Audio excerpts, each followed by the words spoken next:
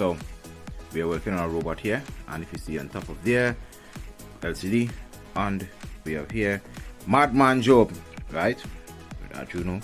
So what it is we're doing here basically is we're trying to transmit or move information to our LCD screen. We're defining that for the robot. If you look at the robot up on this end, there's an LCD screen here. We want to put another LCD screen for some more data. So here it is, we write a simple code that's going to allow us to send information to Madman Job, allow us to print information to the LCD screen, be able to read information to and from the LCD screen. So we're gonna discuss how this all happens in a row here. Soon come.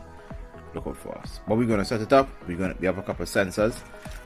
We have our weather station sensor here. It's temperature